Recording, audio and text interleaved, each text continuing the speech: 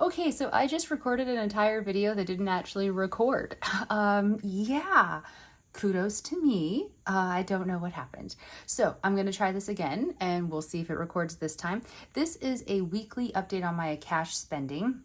It's not a very long update because I actually didn't do any spending from last week's updated video for my cash spending to payday because I didn't really have a lot of money. If you'll recall, last time we left off with Striker had nothing, groceries and household nothing, fun $1.78, miscellaneous $16.22, and transportation 0. And those were the balances that I had remaining for all of last week. And so I knew I didn't have a lot of money, and so I was just very careful about not spending it. So what I have done in this book, I still haven't figured out a way that I really like for tracking. So we're just working with this right now. And also I apologize, but I already wrote it out because I thought I was recording. So, so I just wrote the rolled over prices. Let me take the thing away so I don't write on there by accident. So the rolled over, did I say prices? I'm so sorry. Balances from the previous week in my different categories. And then on October 31st, that was my payday. So I did the budget and I calculated the Striker's getting $40, grocery and household $53.46, fun is getting $40, miscellaneous $20, and transportation is getting nothing. So the new current balances for the categories: $40 for Striker, groceries and household $53.46, fun $41.78, miscellaneous $36.22, and transportation 0. So let me explain some of this. Grocery and household, I did grocery shopping on Saturday before I sat down to do the budget. I generally try to give myself $120 for this category, and I had spent $66.54. So I had remaining $53.46.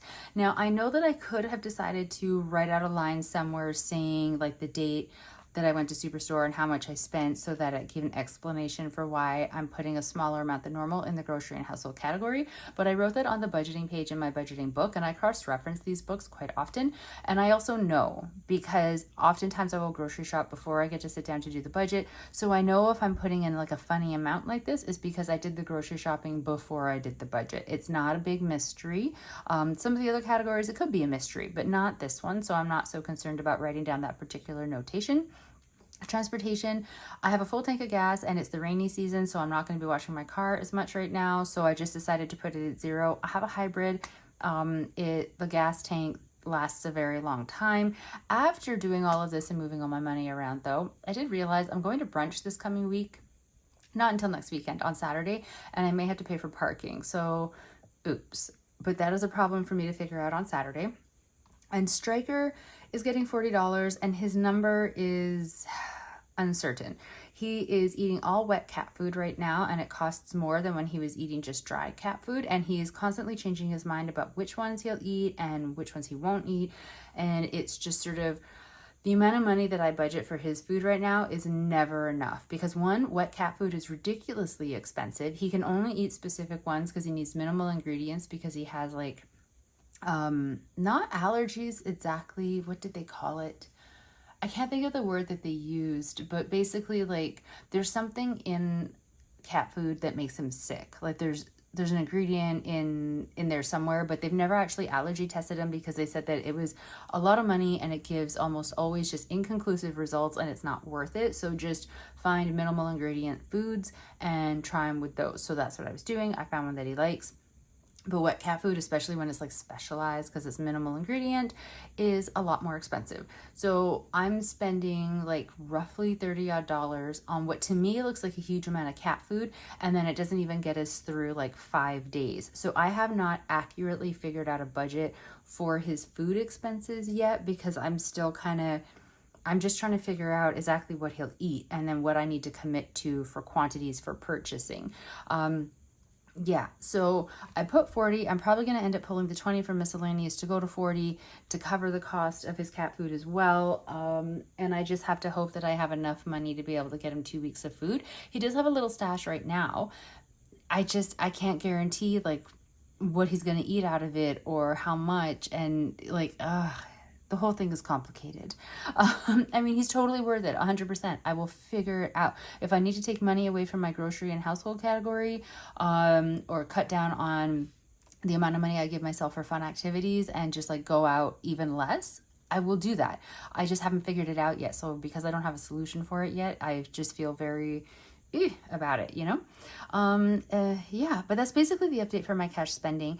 And I wanted to toss to you a question. Do you think I should go back to using actual cash?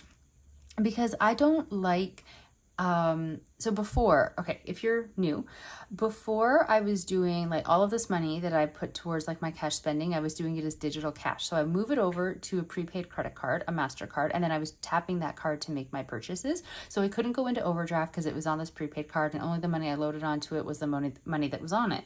But I don't like that prepaid card anymore. It's with Wealthsimple. I'm having some issues with Wealthsimple. I won't go into details, but anyways, having issues. So I stopped using it, but I don't have a better alternative yet. So I've just been leaving the money in my checking account and tapping my debit card when I purchase things. But it makes me very, very nervous, because what if I accidentally go over and then I put my checking account into overdraft? That I've never gone into overdraft. I do not want to go into overdraft. That is something that scares me, quite frankly. So it makes me very nervous having my money sitting in my checking account. But I don't know where to move it to. I thought about using my credit card for these expenses and then putting this money onto like my regular credit card, because then I get points, so that's good. And yeah, I don't know, that was kind of really my only big perk there. I get points if I use the credit card for making the purchases, and if I move the money over preemptively onto the credit card and treat it like it's a prepaid credit card, maybe that'll work. But I don't trust myself with credit cards, and so I don't know if that's going to work. And also right now I'm working on getting my Visa card down to a zero balance. Maybe once it's at a zero balance, maybe then this system would work. But if there's a balance on the card and I'm using it to purchase, say, like his food, and then I go to pay off his food, but there's still like a balance sitting on the card, it's not, you know what I mean? Like there's just going to still be a balance on the card, and it's going to be like this weird running money system, and it's going to be hard for me to track it because it's me, and I just know it will be hard for me to track it. So I'm not sure that using one of my regular credit cards is the right way to go.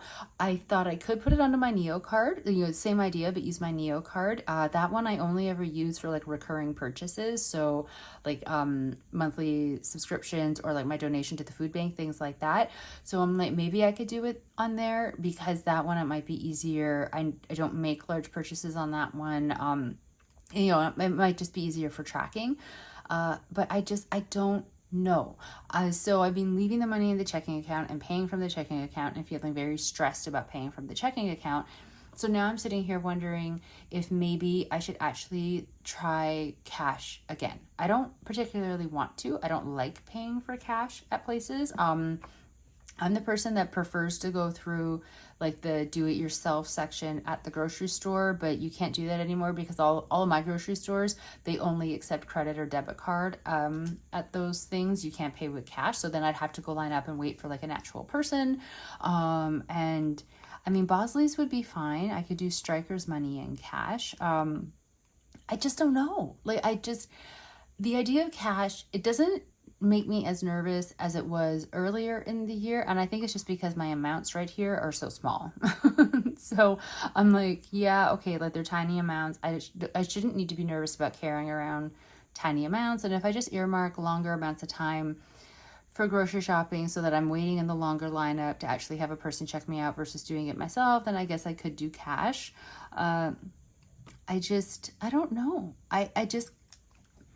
I know I just keep saying I don't know, but it really is where I'm at right now. Like, do you think I should go back to actual cash spending and be pulling out physical cash for my categories for now, just so that it's not sitting in my checking account and I'm not feeling stressed about overspending by accident?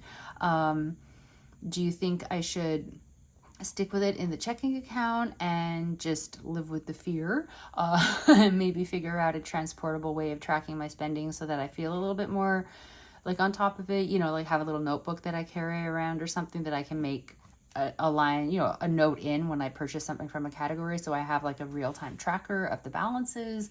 Do you think I should be moving the money onto a card or using a credit card to make all the purchases and then putting this money onto the credit card to pay it off? I would really love some feedback, because I can see the pros and cons to basically all three of those options, and there's going to be other options out there as well that I haven't even thought of. So if you have any suggestions, or if you really think one over the other is a better plan, I would love to hear it.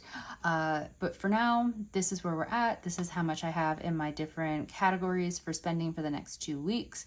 And let's just hope I have enough for the cat food. So thank you so much for following along with my budgeting journey and watching this odd little cash spending update. I really do appreciate it. I hope if you're budgeting, if you're doing a cash system somewhat similar to this, or whatever system that you might be doing, I hope it's going really well for you. And if this was your payday weekend, I hope you had enough money to get you comfortably to next payday and beyond. And if your payday isn't until next week and you're smack in the middle, in between your paychecks, I hope that is also going really well for you. Basically, I hope money is going really well for all of us. So thank you so very much for following along. I really do appreciate it. I will talk to all of you in the next video. Stay safe, everybody. Bye.